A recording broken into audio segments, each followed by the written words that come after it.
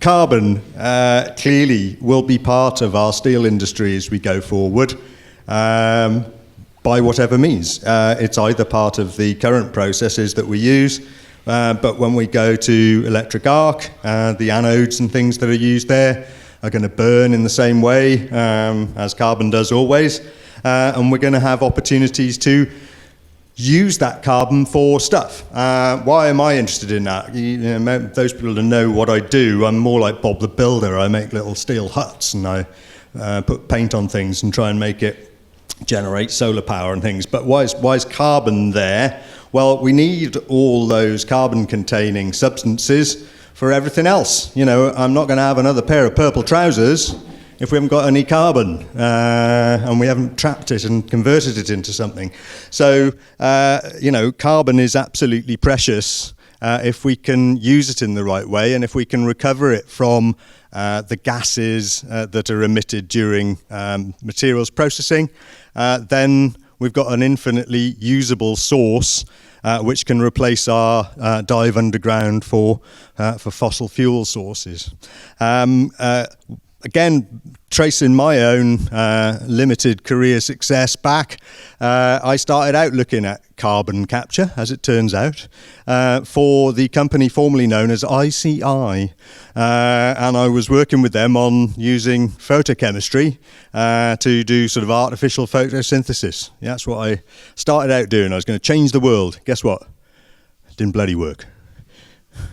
So then I did some other stuff and eventually I got into steel, which was really exciting, and I've really enjoyed doing the work that I do. But I've always had that image in my mind, you know, that we should be able to recover carbon, we should be able to convert it into stuff, we should be able to reuse it and effectively use the sky as a mine or our flue gases as a mining source for all of the chemicals that we need to use to make purple trousers, drugs, all the other things that keep me alive. Alcohol, probably, yes.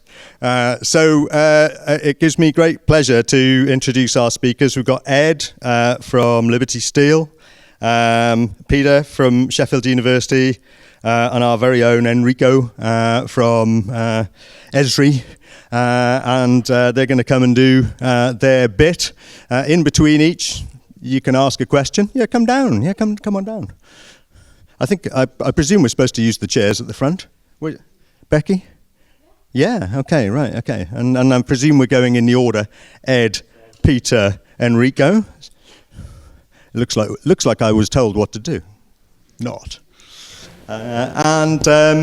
You know, this is all about the carbon cycle and what we can do. And again, Ed's work, obviously, as you'll see, is put right at the sharp end of delivering solutions. And we kind of go backwards, I guess, in scale to Peter, who's got some sort of trial equipment, and to Enrico, who's trying to persuade Coca-Cola that carbon that's got a hint of phenolic residue in it is going to make a tasty substitute in Dr. Pepper. On that bombshell, I'll pass over to Ed. Okay, thank you. So I've been doing carbon mass balance for emission trading for about 15 years, and when I speak to people about it back in 2009, you could see people visibly glazing over. You know, what's he talking about? No idea. Particularly management in the steel industry. Okay, so Ed, can you make it more relatable? Well, I'm going to try today. I'm going to try and explain it a bit better than I did to them. So I've worked for Chorus, Tata Steel, Outokumpu, now Liberty Steel, for about 34 years. I've actually worked in the industry for 41 years. And most of that time I've been an engineer, actually. I moved into environment probably 20 years ago. And I'm going to talk about the carbon sources in electric arc furnace steelmaking. So the future's bright, the future's EAF, it says. Well, we've always had an EAF at Rotherham. And that EAF's been there since, the plant since 1964. It was fed from what was Parkgate Iron and Steel's blast furnaces originally, with a Caldo unit and an EAF. but now it's completely EAF. And for Liberty Steel, the majority of our steelworks in Australia, Eastern Europe and the UK are all going to be electric arc furnaces by, well, 2035. So in our 2019, our baseline year, we calculated what our CO2 emissions were, and it turns out that 51% of that's natural gas actually. So when we're talking about that, this is downstream as well. So when we're talking about steel making, we need to think about downstream emissions when we're talking about electric arc furnace steel making, because they are as big as the electric arc furnace itself.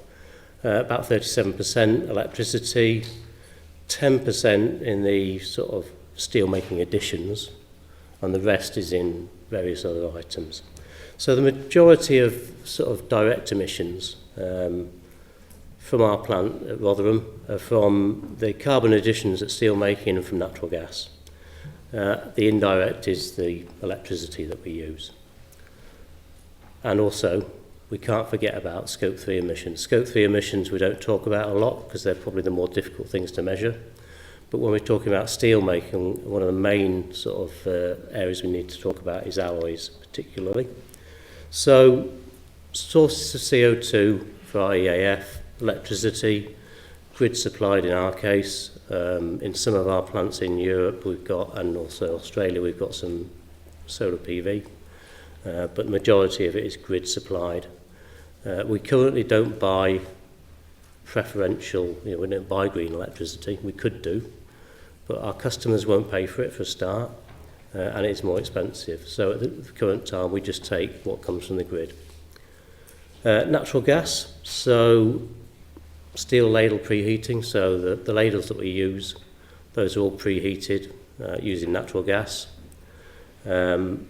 Cutting, so the direct chemical energy that we use in electric arc furnaces, so we use oxy-fuel burners spaced around the EAF, particularly in more mass in the RN furnace, not so much in T furnace. Tundish and shroud preheating for continuous casting, and also the cut to length of the continuously cast billet. And then we've got the sort of carbon additions that we make into the steel. So we've got electrodes, the main one. Yeah, so we're melting steel using electrodes. That electrode is erodes as part of that process. And then we've got various fossil additions, coal in our case. So we converted from coke to coal, anthracite, and then we also use pet coke as well. Injection carbon wire for trimming in secondary steel making. And then the alloys and the scrap. So steel scrap itself has carbon in it, as do the alloys. And then our Scope 3 emissions. So natural gas in downstream is the main thing we use. So we're not an integrated work, so we don't use work-arising gases for any of our reheating. It's all natural gas from the grid. Soaking pits, pusher, walking beam furnaces, walking hearth furnaces. So all the heating of our steel back up to roll it is done by natural gas. And then we heat treat as well. And because we're an engineering steels producer, we do quite a lot of heat treatment. So at our Stocksbridge plant, we've got lots and lots of furnaces, mainly heat treatment furnaces. Cutting, oxypropane cutting, and then gas oil as a backup fuel. We've not used gas oil as a backup for probably 5 years now.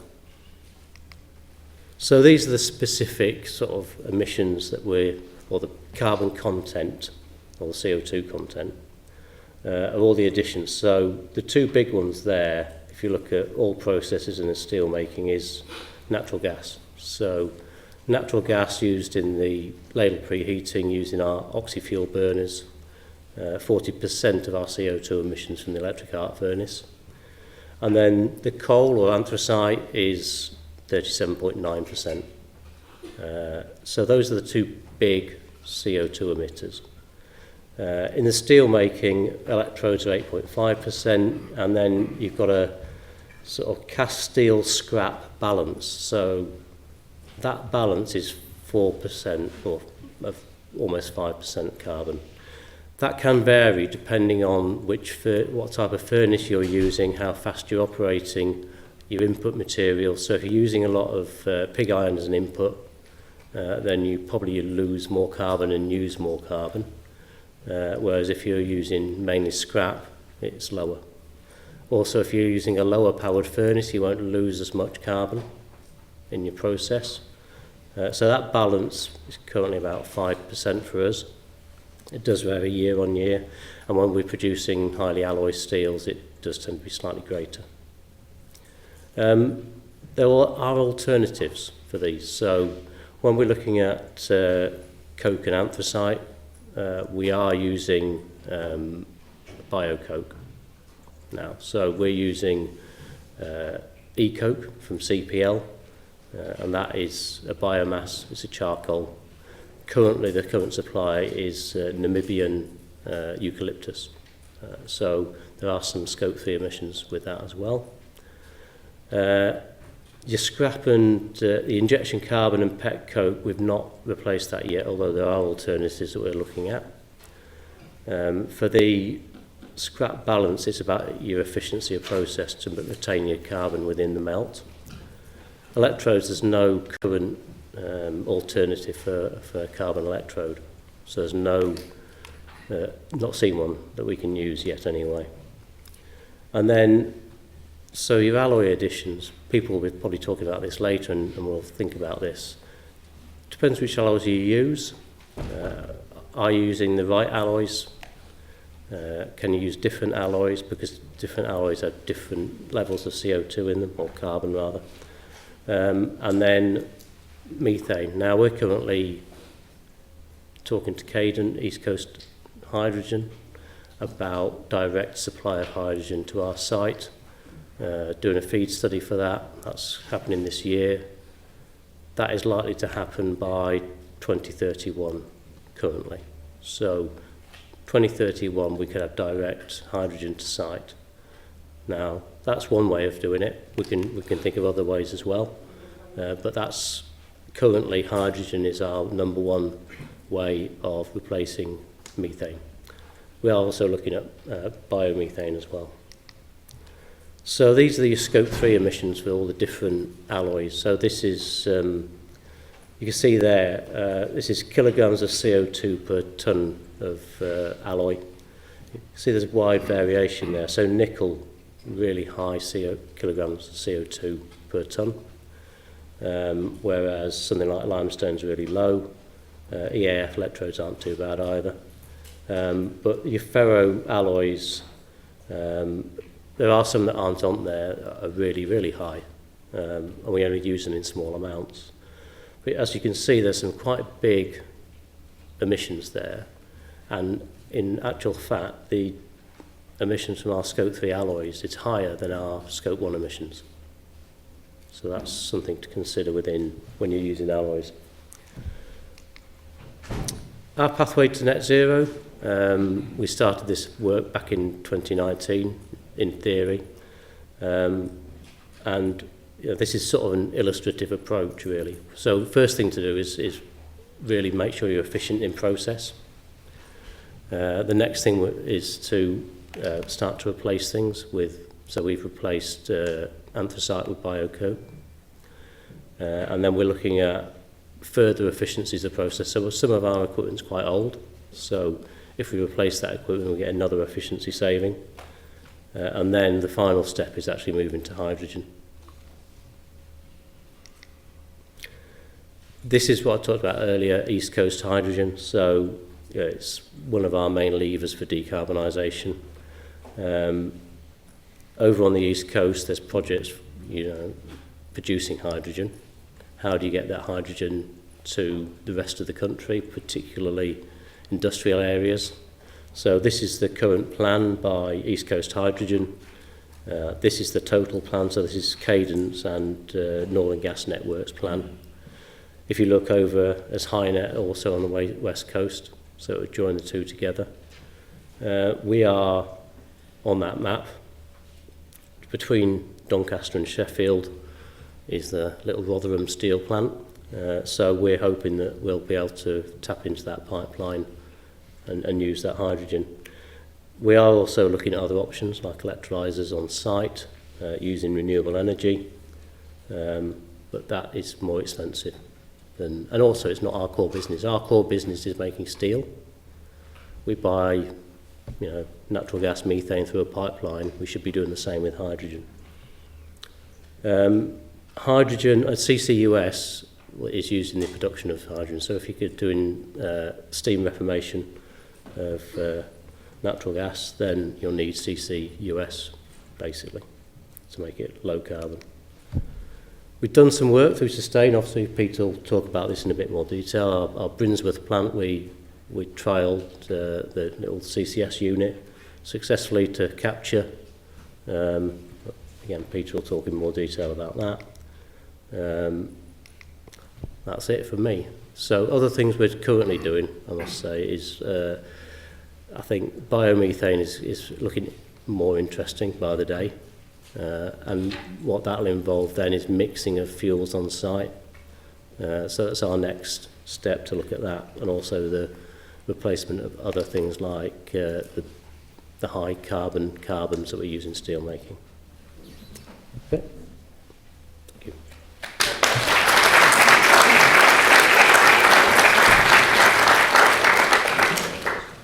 Right, if you've got any questions, write them down somewhere so you don't forget them, because there'll be a sort of small panel session before we have a cup of tea. Byron Tucker's going to have to leave his question with someone else. Brilliant. Right, thanks a lot, everyone. I'm not going to follow Dave into a comedy stand-up act, because Sarah asked me to do that after the conference dinner, and I said I tried stand-up comedy once and people just laughed at me. But I'm going to come on to some comedic life cycle assessments a little bit later. So I'm from the Department of Chemical and Biological Engineering, soon to be School of Chemical Materials and Biological Engineering. We fear change. And as you've noticed, we've got a new government. So about a week before the election was announced, I co-convened a ministerial round table with Lord Callanan, and he committed through DESNES to make profound changes in this area. And as the civil servants are the people that really run the country, that we're hoping will follow through in the next few weeks or so. So we can talk about that in the discussion later if necessary. Why is CCUS so important? Lord Deben, John Gummer, put out this statement through the Committee on Climate Change last year. It's full of the word hesitation. We keep saying we're going to do something, but we never do it. So this is the time to do something. So with change occurring, this is the time to make something really happen and I'm not going to use the word decarbonise because it's not right, it's defossilise industry. And that's the steel industry, that's the foundation industries, but it's getting rid of fossil carbon, but we still need carbon, especially if Dave needs his purple trousers. We need the dyes, which all come from carbon. Okay, so back in 2017, I went to Houston for Mission Innovation, representing the UK government, and we came up with this solution of how we could address carbon dioxide mitigation and utilisation. How can we put the carbon dioxide back into the supply chain? If we do the current linear approach, we're losing the carbon. So by doing it in this more circular approach, we're using the carbon as a feedstock. And you'll see there are all sorts of things on that figure. CO2 is captured, and for this exercise we'll talk about the steel industries or foundation industries, but you can make polymers, you can make intermediates. One of the things I highlighted was surfactants, and Project Fluted Chem, which I'll mention briefly, is to make detergents from CO2, and that involves Unilever, Procter & Gamble, Reckitt, BASF, a 15-company consortium, all aiming to make surfactants from CO2. You can make energy storage materials, so synthetic diesel, synthetic kerosene. You can make advanced materials, carbon fibres, carbon nanotubes. You can even look at cement in that if you like. So accelerated mineralisation of cementitious materials. But looking forward further into the future, pharmaceuticals and healthcare, consumer products. Pharmaceuticals is the dirtiest industry in the world because of all the solvents and all the waste that it produces. So if we can address that, that is a major step forward as well. Fuels say that CO2 to fuels is not viable. And we've been looking at new carbon cycles, and this diagram tries to sort of reinforce the fact that if you can do power to X, which is what we're trying to do in the Sustain project, you capture the CO2, which is from fossil carbon, and you produce that CO2, you then convert it either through biomass, which is a really slow, laborious process, not very efficient, or you can do it through power to X, which needs hydrogen, so there is that need for hydrogen, but it is a very quick process. You're talking about 50 years to grow a tree, as opposed to a couple of hours to make a power to X fuel. Once you get that fuel, you can then combust it in an engine, for example, and then you capture it again. So now you've got second generation carbon. And if you can keep looping that around, you've got nth generation carbon. But so the more you use the carbon in that cycle, the more benefit you get from it, without having to extract more fossil carbon. So what we're trying to do is get rid of this bit over here, the fossil bit, and create that cycle. So I put a QR code there for the paper that we produced last year. It's called Custodians of Carbon. Custodians rather than consumers. So being aware of where carbon comes from and how you use it. Construction is a linear process, but it still stores the CO2. So you can take fossil carbon in the atmosphere, you can capture it, and you can react it with calcium oxide, magnesium oxide to give high value minerals. This was a quote from a senior politician last year. We know how to do carbon capture. All we need to do is build capture plants. If that was the case, we'd have been doing this in 1930, because the patent that covers carbon capture is from 1930. And the technology really hasn't changed until now. It's still amines, it's advanced amines, there's a little bit of calcium looping, but it's mainly amine technology. We don't have any commercial plants in Britain. There are only something like 40 commercial plants in the world, and some of them are closing down. So we need something new. We can't just keep repeating the same thing over and over again. So this is where fluorofin comes in. So fluorofin, you saw when Cam put up the picture at Liberty, and Ed put the picture up as well. There was that little unit, which is the capture unit called fluorofin. It suffered a bit of a Mac to PC translation, but most of it's showing up all right. Nothing happens overnight. Nothing happens on short timescales unless you actually force it down that route. And this is a good example of how universities are very good at not commercializing things. Because if you start off in 2011 to 2015, that is when we did the groundwork and we got the IP together for the fluorofin technology. You'll see there's a big gap there till 2019, which is when the Sustain Hub formed. And that's because the Vice President said it will never work, the university won't fund it.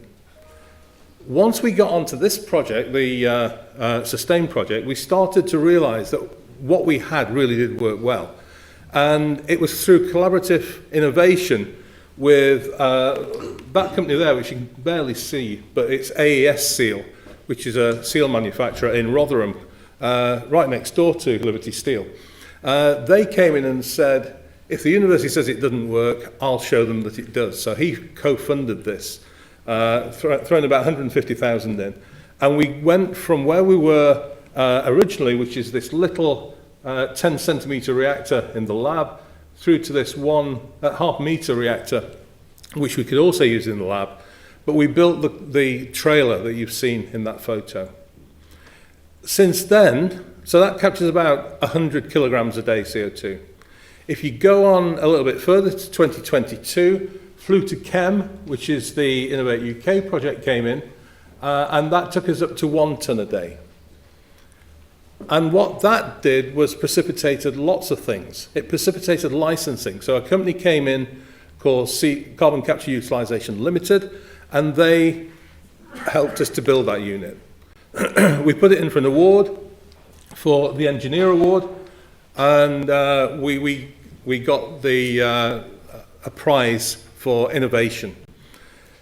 We've now formed the spin-out company CCU International, which I'm now CTO of and co-founder, but we're now starting to manufacture that.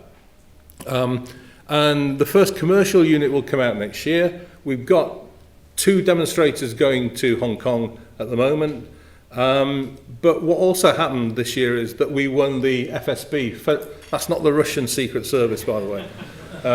FSB is the Federation of Small Businesses. So we're FSB Innovation Company of the Year and UK Overall Company of the Year. So we're now getting traction. And government have picked up on this. We met with the Scottish government because we're a Scottish company. Because we chose Scotland because their green policies were far advanced from the UK's policies. So you need to be careful where you take this technology. So this is going back to sustain. This is what we've designed. We've gone from that 0.5 metre column to a 1.5 metre column, which is shown there on a skid. So this is skid mounted. What we've done since then is get rid of that big blue column behind it. Because we found another method for doing that. But you can see it's a combination of a horse box and a kebab van. So if the technology doesn't work, we've got a secondary business that we can fall back on. But you can see it's on a trailer. That's outside our department. You can tow it if the university has a van with a tow bar, which it doesn't. So we've had to buy a van as well. So there are obstacles all the way through this process. But that's what we got out of Sustain. That's the van that we took to Liberty. CCU International have now come in and built a bigger one on a shipping container, which I'll show you slightly. But this is what we've been doing with Liberty.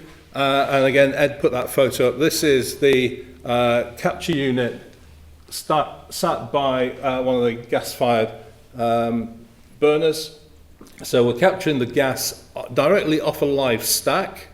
We're bringing it into the system and we're capturing.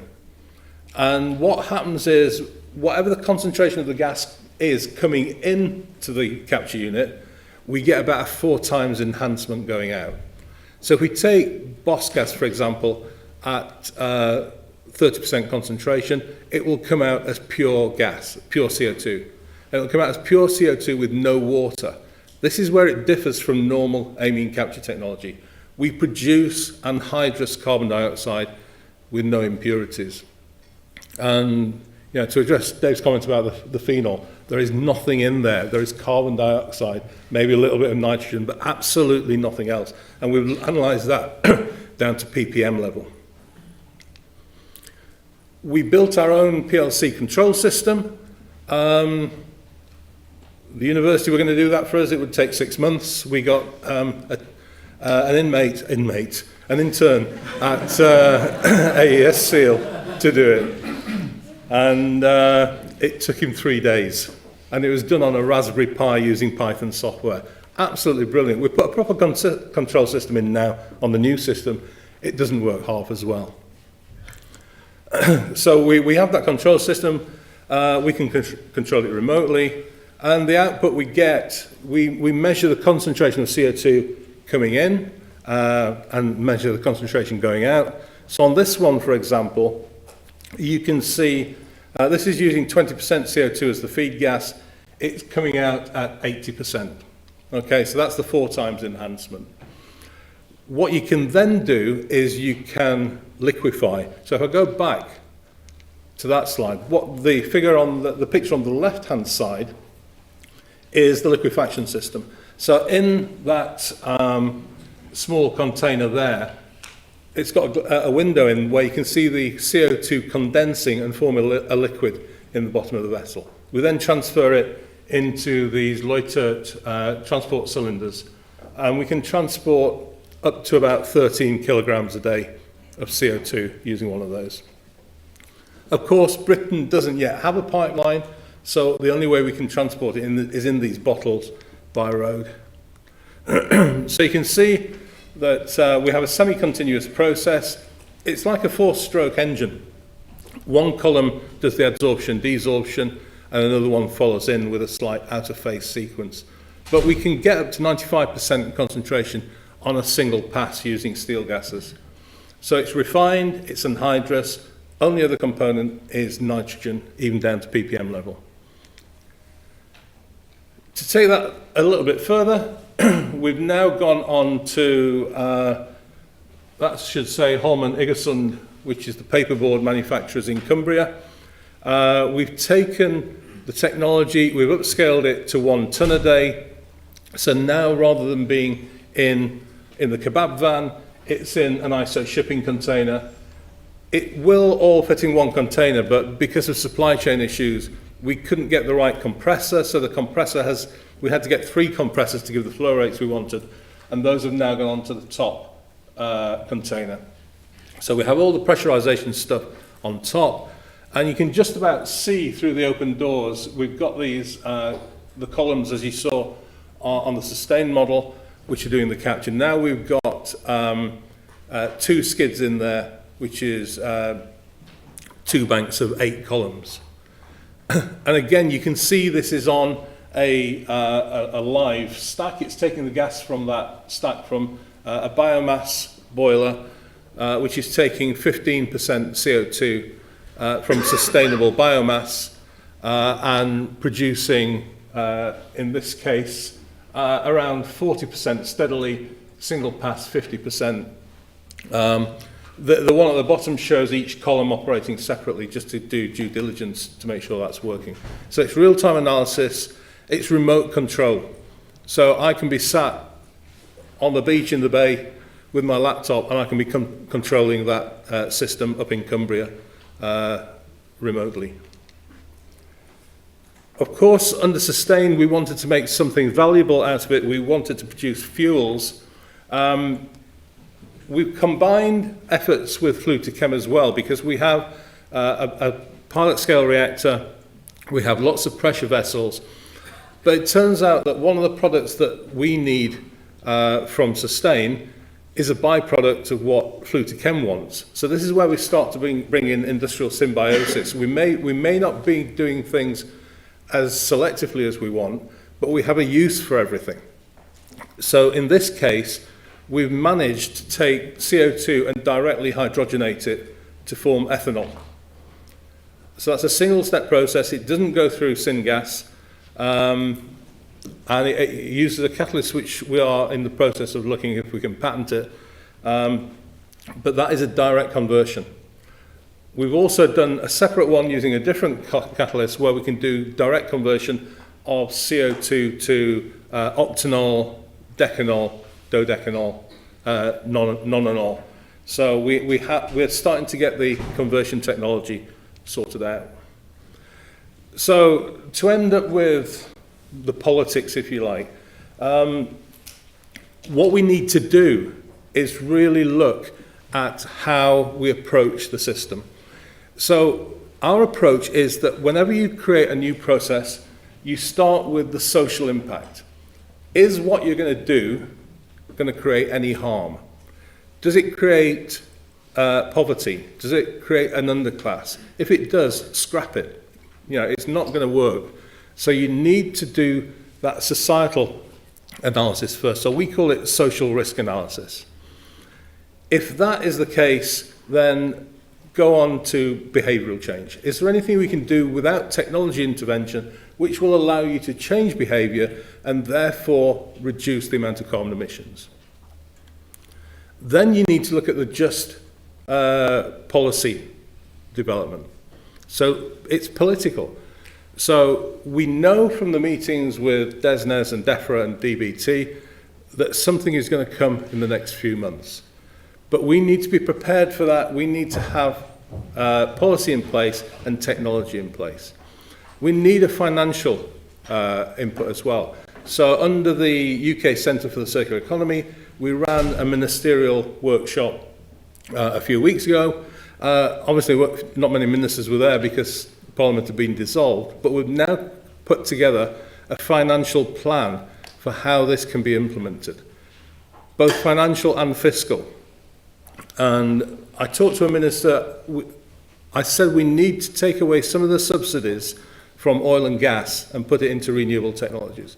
And his response was, we don't have subsidies, we have tax relief incentives. Okay, so we need to create tax relief incentives that will allow us to move that market forward. And then we look at the environmental aspects. Can we do anything that does no harm? And I work in life cycle assessment, techno-economic analysis, and to be fair, it's like working with accountants. Imagine three people going for an interview. And you're asked the question, how much will 1 tonne of carbon dioxide cost? The chemist says it'll be about £20 a tonne. The chemical engineer comes in and says it'll be £19.15 per tonne. The techno-economic analysis says, what do you want it to be? And that's the problem with life cycle and techno-economics. The boundaries are set so that they don't necessarily reflect reality. And what we're trying to do is make that reality easily accessible to anyone who wants to know what they should be doing. So, lots of conclusions. We need to be circular. We need to move away from a linear economy to a circular economy. We need to become custodians of carbon, not consumers. We need to look at all aspects. Do no harm. Like the medical profession, do no harm. We should be doing no harm to the environment or to the economy. And fluorofin, it is a drop-in technology. I can say with confidence that on OPEX, we can produce carbon dioxide at 19.12 pounds per tonne. I've seen some companies who are claiming $15 a tonne. That doesn't even cover the costs of the shift labour that needs to run the plant. So you need to be realistic about things. Lots of people involved with this. I've not put everyone down, but you'll see there are three groups there. AES Seal, Chris Ray, the CEO, who's been brilliant, Stephen Shaw, Andrew Culver-Shutson. They've helped us to build the thing that the university can't build something on this scale. In terms of the company, Bina Sharma is the CEO, Francis Doherty, CFO, and then myself and George Dowson, who's the postdoc on Sustain, our CTO and head of R&D, respectively. But obviously, this is a supply chain. It starts with academics and goes through to commercialization. So you've got people like James McGregor working on the catalysis, George, Umair Jamal, Yan Ting, who's now a lecturer at Swansea. And you go through all those, and those all had a major contribution. I think the one that I'm most proud of is Hannah Hanford-Styring, who's my daughter. And she did the social impact analysis. She's the social scientist in the family, so a human geographer. So she did the impact of behavioural change. But it is a team. It has to be a team, and it has to look at the whole supply chain, not just at the single technology that you're interested in. And with that, thank you. I look forward to the discussion.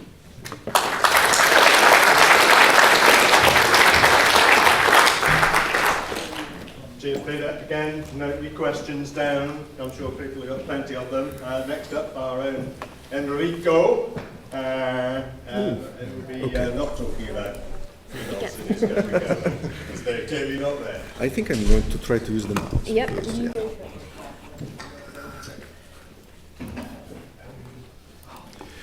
Hello, everyone.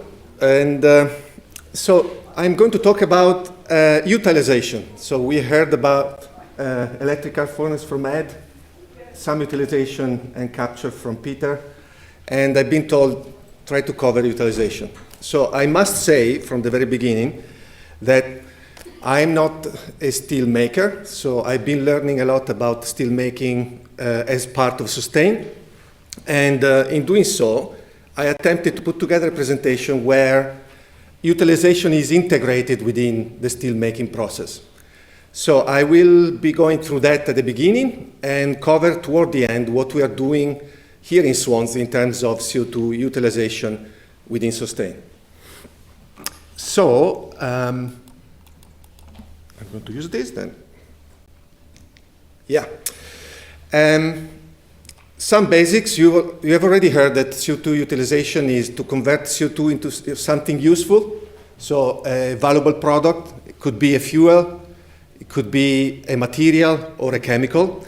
And the purpose of doing this is to valorize this CO2. And on purpose, I marked off this waste because there is this idea that carbon dioxide is a waste, but in reality is a resource because we can use CO2 as a starting material to make a lot of carbon materials. Something very important that we didn't touch upon yet is the fact that carbon dioxide as a molecule is very, very stable. And in being stable, all the troubles comes in. What does it mean? So we produced a lot of CO2 from fossil carbon. So we took fossil fuel, burned them off in order to obtain the energy necessary to do everything. And then now we are left with all this CO2. In order to convert this CO2 to products, you need twice as much of that energy, thermometrically. So to have an idea, all the energy we used so far in burning all this fossil fuel, we need twice as much of this energy in order to take that CO2 and get back something useful from it. So in having to find all that energy, in having to implement new technologies to do so, we have all the challenges that are spanning out, including policy and regulatory challenges, as we heard from Peter. This is very quickly to show you where the CO2 comes from. So the main process is the blast furnace, basic oxygen furnace, with an emission of about 2 tons of CO2 per ton of steel. And we heard from Ed, electrical furnace can decarbonize, provided that you have access to carbon-free electricity. And the case that is presented in the slide shows that if you have either carbon-free electricity or renewable electricity, you can reach with 100% scrap an emission that is dropping to 0.3 tons of CO2 per ton of steel. So it's possible to find alternatives to make steel with a lower CO2 emission, and that's what actually we are doing right now. Another way is to use natural gas DRI, and another way is using hydrogen DRI. So all these ways shows that we have access and we are developing technologies to decarbonize deeply the steel making. In doing so, we still have some CO2 emitted, and since we make large amounts of steel, we have still large amounts of CO2 to deal with. So we have a lot of resource, we have a lot of CO2 that we can use to make valuable products. So now, let's see if I can take you through this slide. I decided to do it, so I have to go through it. I want to show you different options on how, schematically, either carbon capture and storage here, or carbon capture utilization in this quadrant can be integrated within steel making. So all these quadrants have in common, as you can see, the same process where iron ore with a certain amount of fossil carbon are combined together through the steel works to make steel. So this is the same for the standard way of making steel on the left-hand side here. It's the same also for the CCS case, carbon capture and storage. It's the same for the CCU and also for the green hydrogen. So all of these emits carbon dioxide, all of these have waste heat, and there are different options in terms of how to decarbonize steel making. Let's start from the current option, which is the one with blast furnace, basic oxygen furnace, and the power plant, where all the gases coming from this operation are used to generate power, and in doing so, we increase the amount of CO2 that we emit, and this is based on a work that I am referring to, is indicated here. there is extra energy that can go to the electricity grid.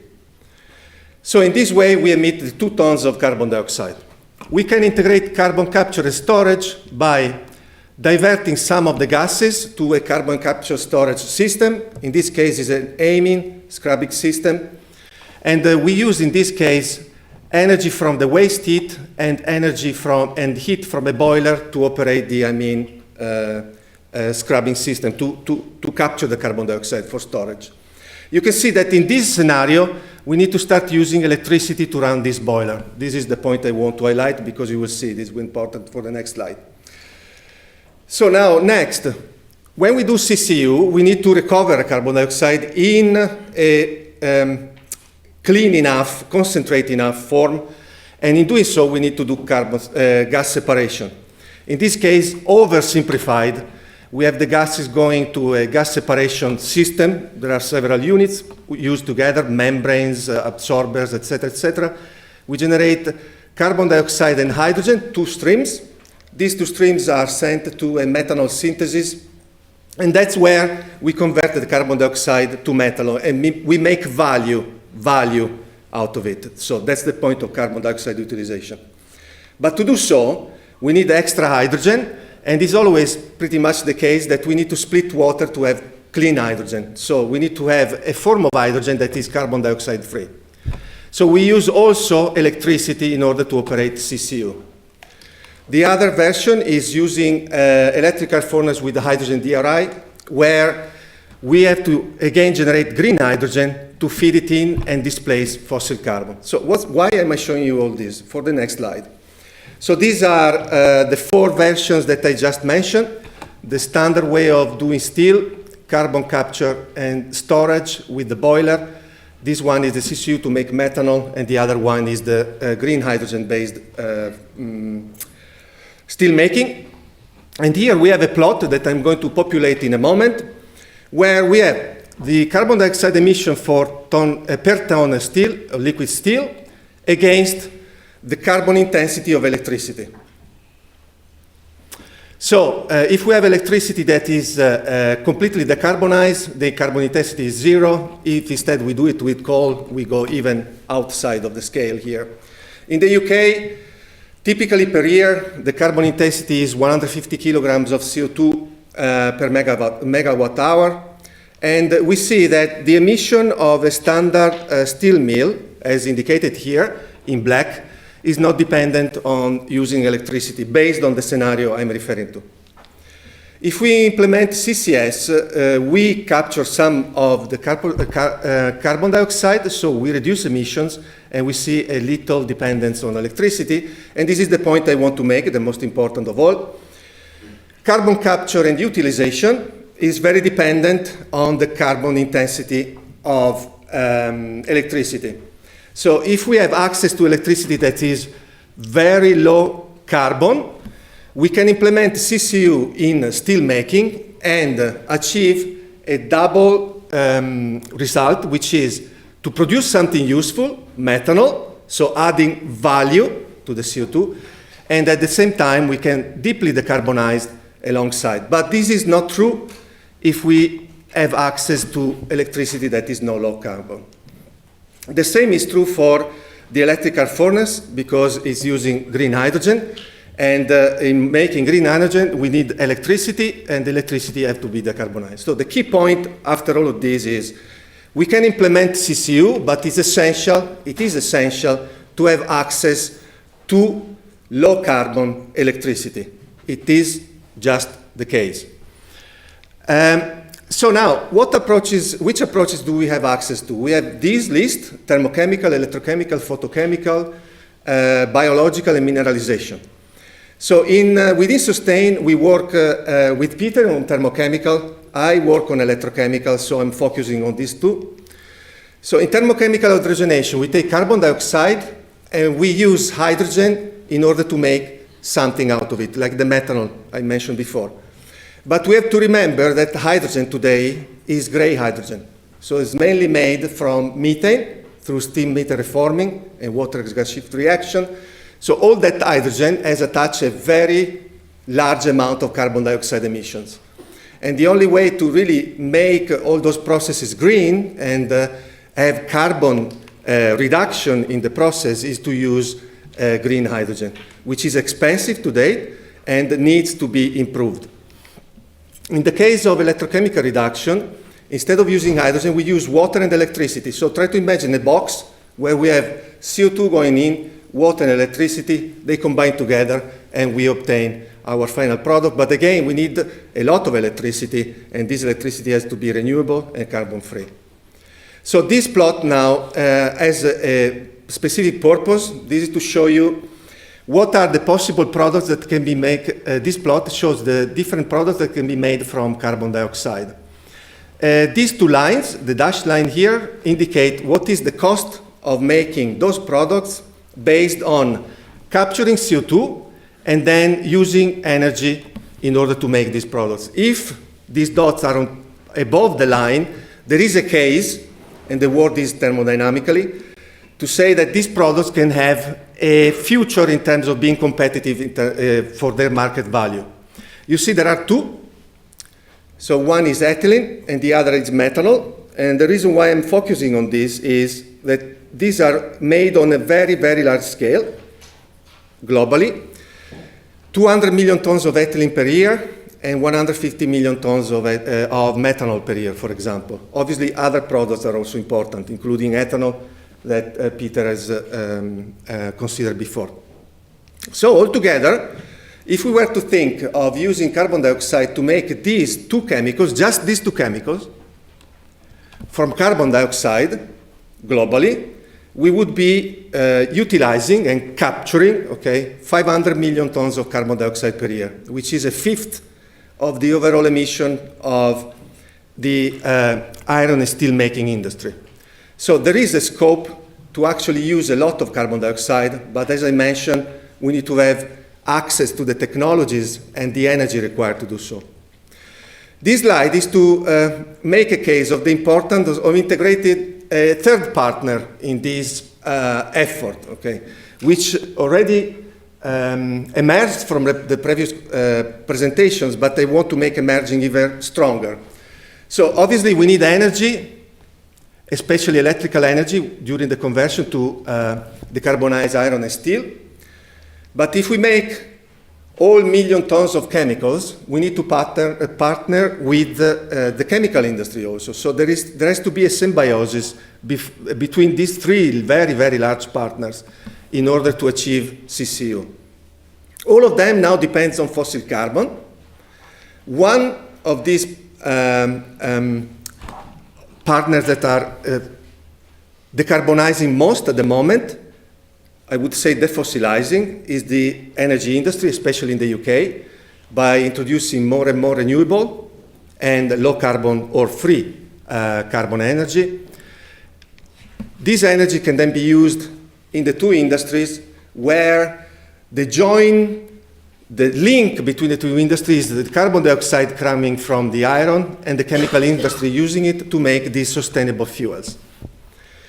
A key point is that we talk about decarbonizing in terms of removing carbon.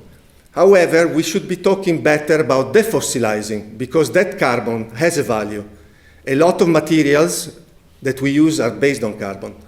So the CCU that we are aiming for is a CCU that is fully defossilized, where we have large amounts of clean energy, processes that are able to use this energy to use carbon dioxide and in turn obtaining defossilized, sustainable, valuable chemicals. So now, I made the case to convince you that CCU is very important, is part of our transition toward a circular way of doing things instead of linear, and I'm spending the last few minutes to talk about what we are doing in Swansea University about CCU. So this is the most oversimplified way that you can imagine to describe CCU, electrochemical CCU, where we have CO2, water, and electricity entering in an electrolyzer to make chemicals or fuels. So obviously it's way more complicated than that, but the message is this. There are a number of challenges. that we are facing in order to make this possible. And I highlighted 3 in particular: durability and stability of the electrolyzer itself, CO2 purity, and environmental impact. So we are focusing on this. Now, I spent some time to try to depict a large-scale electrolyzer, because any electrolyzer on internet, they are all under copyright. I couldn't put it there. And there you go. This is the awful version I got. The idea is to show you that we have a lot of stacked layer of electrodes that are operating this conversion. And this man here, this operator, it could be a woman or general,